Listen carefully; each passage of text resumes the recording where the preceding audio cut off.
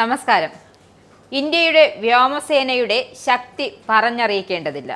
എന്നാൽ ഈ ശക്തി വർദ്ധിപ്പിക്കുന്നതിനുള്ള ഇന്ത്യയുടെ നീക്കത്തിന്റെ ഭാഗമായി റഷ്യയിൽ നിന്നും 5ാം തലമുറ യുദ്ധവിമാനമായ Su-57E അതായത് സുഖോയ് 57 വാങ്ങാൻ ഒരുങ്ങുന്നതായി റിപ്പോർട്ടുകൾ പുറത്തുവരുന്നുണ്ട്. ഇതിന് കാരണം റഷ്യൻ പ്രസിഡന്റ് വ്ളാഡിമിർ പുതിന്റെ വാഗ്ദാനമാണ്. അതായത് ഇന്ത്യക്ക് Su-57Eയുടെ സാങ്കേതിക വിദ്യ കൈമാറാമെന്ന് റഷ്യ വാഗ്ദാനം ചെയ്തിരിക്കുന്നു. ഇതിനൊപ്പം 4.5 ജനറേഷൻ മൾട്ടി റോൾ യുദ്ധവിമാനമായ Su-365M കൂടെ ഇന്ത്യക്ക് നൽകാമെന്ന് റഷ്യ പറഞ്ഞിട്ടുണ്ട്. രണ്ടും കൂടി ഒരു പാക്കേജായാണ് റഷ്യ അവതരിപ്പിച്ചിരിക്കുന്നത്. ഇന്ത്യയെ സംബന്ധിച്ചിടത്തോളം ആകർഷകമായ ഓഫറാണ് റഷ്യ മുന്നോട്ട് വച്ചിരിക്കുന്നത്. 110 യുദ്ധവിമാനങ്ങൾ വാങ്ങാനുള്ള പദ്ധതി സാങ്കേതിക കാരണങ്ങൾ കൊണ്ട് അനിശ്ചിതത്വമായി നീണ്ടുപോവുകയാണ്. ഈ സമയത്താണ് ഓഫറുമായി റഷ്യ മുന്നോട്ട് വന്നിരിക്കുന്നത് എന്നതും ശ്രദ്ധേയമാണ്. യുദ്ധവിമാനത്തിന്റെ പ്രത്യേകതകൾക്കൊപ്പം ഇന്ത്യയിൽ നിർമ്മിക്കാനുള്ള അവകാശവും നൽകാമെന്നാണ് റഷ്യൻ ഓഫറും പരിഗണനയിലാണ് എന്നാണ് റിപ്പോർട്ടുകൾ. യുദ്ധവിമാനത്തിന്റെ ഇടപാടിന്റെ കാര്യത്തിൽ ഈ വർഷം അവസാനം റഷ്യൻ പ്രസിഡന്റ് വ്ളാഡിമിർ പുതിന്റെ ഇന്ത്യ സന്ദർശന വേളയിൽ തീരുമാനമുണ്ടായേക്കും.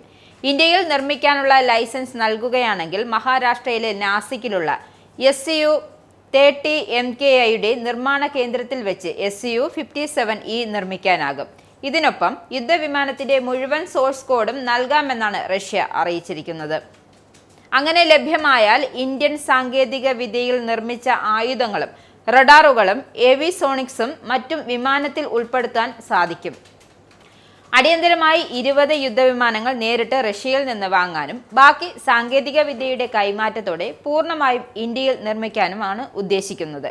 വ്യോമസേനയ്ക്ക് 42 സ്ക്വാഡ്രൺ ആണ് വേണ്ടത്. നിലവിൽ 31 സ്ക്വാഡ്രൺ ആണ് വ്യോമസേനയ്ക്ക് ഉള്ളത്. പാകിസ്ഥാൻ, ചൈന എന്നിവിടങ്ങളിൽ നിന്നുള്ള ഭീഷണികളെ ഒരേ സമയം നേരിടേണ്ടി വന്നാൽ വ്യോമസേനയ്ക്ക് കുറഞ്ഞത് 42 സ്ക്വാഡ്രണെങ്കിലും വേണ്ടിവരും. 3 വർഷം കൊണ്ട് 40 Su-365M വിമാനങ്ങൾ ഇന്ത്യക്ക് കൈമാറാനാകുമെന്നാണ് റഷ്യൻ അധികൃതർ പറയുന്നത്. നിലവിലെ ഇന്ത്യയുടെ യുദ്ധവിമാനത്തിന്റെ ലഭ്യതക്കുറവ് ഇത് താൽക്കാലികമായി ആശ്വാസമാകും. സ്ക്വാഡ്രൺ ശേഷി നിലനിർത്തുവാനും സഹായിക്കും.